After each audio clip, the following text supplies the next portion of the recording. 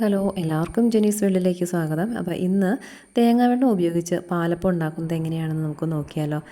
കുറച്ച് പേർക്കൊക്കെ അറിയായിരിക്കും. അപ്പോൾ അതിനായിട്ട് ഞാനിവിടെ ഒരു തേങ്ങ പൊട്ടിച്ച് ഒരു ഗ്ലാസ് വെള്ളം ഇവിടെ എടുത്തിട്ടുണ്ട്. അപ്പോൾ ഇതിലേക്ക് ഒരല്പം ഷുഗർ കൂടി ആഡ് ചെയ്ത് നന്നായിട്ട് മിക്സ് ചെയ്ത് അല്പം നേരം പുളിക്കാനായിട്ട് നമുക്ക് വെക്കേണ്ടതുണ്ട്. ഞാനിവിടെ ഉച്ചയ്ക്ക് 1:30 ആയപ്പോഴാണ് കേട്ടോ ഈ തേങ്ങാവെള്ളം റെഡിയാക്കി വെച്ചത്.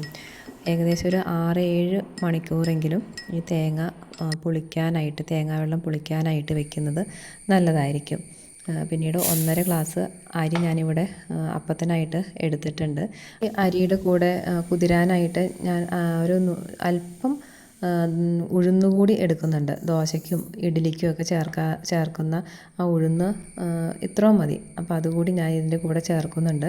ഇത് നന്നായി വാഷ് ചെയ്തിട്ട് കുതിരാനായിട്ട് വെക്കുക. 4 മണിക്കൂറിന് ശേഷം ഈ അരി കഴുകി വെള്ളം പോകാനായിട്ട് എടുത്തു വയ്ക്കണം. നന്നായിട്ട് വെള്ളം പോയതിന് ശേഷം മിക്സിയുടെ ജാറിൽ ഇട്ട് ഈ തേങ്ങ വെള്ളം ഒഴിച്ച് വേണം നമുക്ക് അരച്ചെടുക്കാനായിട്ട്. വേറെ വെള്ളമൊന്നും ചേർക്കണ്ട. ഈ തേങ്ങ വെള്ളം ഉപയോഗിച്ച് നന്നായിട്ട് അരി അരച്ചെടുക്കുക. ഈ അരി അരയ്ക്കുന്നതിൻ്റെ കൂടെ വേറെ ഒന്നും ചേർക്കുന്നില്ല. പിന്നെ ഒരു 3 സ്പൂണോളം ചോറ് കൂടി ചേർക്കുന്നുണ്ട്. അപ്പോൾ ഈ അരിയും ഈ ചോറും കൂടിയാണ് തേങ്ങാവെള്ളം ഉപയോഗിച്ച് നന്നായിട്ട് അരച്ച് മിക്സ് ചെയ്ത് വെക്കണം. തണുപ്പുള്ള ഒരു തണുപ്പ് കാലമാണെങ്കിൽ പുളിക്കാൻ അല്പം ബുദ്ധിമുട്ടായിരിക്കും. അതിനായിട്ട് നമുക്കൊരു പാത്രത്തിൽ വെള്ളം അല്പം ചൂടാക്കി ആ പാത്രത്തിൻ്റെ മുകളിൽ ഈ മാവ് അരച്ചു വെച്ചിരിക്കുന്ന പാത്രം വെക്കാവുന്നതാണ്. അപ്പോൾ പിറ്റേന്ന് രാവിലെ ആകുമ്പോഴത്തേക്ക് നന്നായിട്ട് പുളിച്ച് റെഡിയായിട്ടിരിക്കും.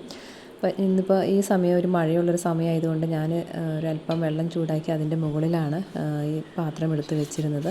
രാവിലെ ആയപ്പോഴത്തേക്കും അത്യാവശ്യം പുളിച്ച് റെഡിയായിട്ട് ഇരിപ്പുണ്ട്. ഇതിലേക്ക് ആവശ്യത്തിന് ഉപ്പ് കൂടി ചേർത്ത് ചുടുന്നതിന് ഏകദേശം ഒരു മണിക്കൂർ മുൻപാണ് കേട്ടോ ഉപ്പ് കൂടി ചേർത്ത് നന്നായിട്ട് ഒന്നുകൂടി ഇളക്കി വെക്കണം. അപ്പോൾ ഈ സമയത്ത് വെള്ളം കുറവായിട്ട് തോന്നുവാണെങ്കിൽ, ബാറ്റർ തിക്കായിട്ട് തോന്നുന്നുണ്ട് എങ്കിൽ തേങ്ങ ചിരകി പാല് പിഴിഞ്ഞ് ഒഴിച്ച് വെക്കാവുന്നതാണ്. ഇനിയിപ്പോൾ അതല്ല എങ്കിൽ സാധാരണ നമ്മൾ ചായക്കൊക്കെ എടുക്കുന്ന പാലാണെങ്കിലും ഇതിൻ്റെ അകത്തേക്ക് തണുത്ത പാലായിരിക്കണം, ചൂടോടുകൂടി ഒഴിക്കരുത്. തണുത്ത പാലൊഴിച്ച് നന്നായിട്ട് മിക്സ് ചെയ്ത് 1 മണിക്കൂർ കൂടി എടുത്ത് വയ്ക്കുക. അതിനുശേഷം നമുക്ക് അപ്പം ചുട്ട് നോക്കാം.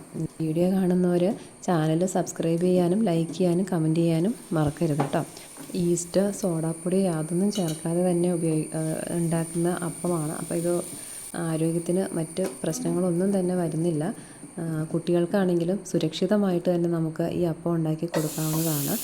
നമ്മൾ ഉപ്പ് ചേർക്കുന്ന സമയത്ത് അല്പം ജീരകവും വെളുത്തുള്ളിയും തേങ്ങ ചിരകിയതും കൂടി നന്നായിട്ട് അരച്ച ഈ മാവിലേക്ക് ചേർത്ത് നന്നായിട്ട് മിക്സ് ചെയ്ത് 1 മണിക്കൂറോളം ഒന്ന് റെസ്റ്റ് ചെയ്യാനായിട്ട് വെച്ചിട്ട് നമുക്ക് ദോശക്കല്ലിൽ അപ്പം ചുട്ട് എടുക്കുകയും ചെയ്യാം. അപ്പോൾ അത് നല്ല ടേസ്റ്റ് തന്നെയായിരിക്കും.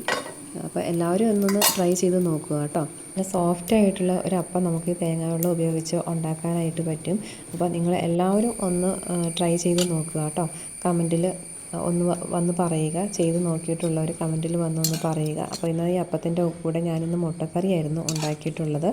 അപ്പോൾ എല്ലാവർക്കും ഈ വീഡിയോ ഇഷ്ടപ്പെട്ടു എന്ന് വിചാരിക്കുന്നു. അപ്പോൾ എല്ലാവരും വീഡിയോ ലൈക്ക് ചെയ്യാനും സബ്സ്ക്രൈബ് ചെയ്യാനും കമൻറ്റ് ചെയ്യാനും മറക്കരുത്. അപ്പോൾ അടുത്ത വീഡിയോയിൽ കാണും വരെ ടാറ്റാ.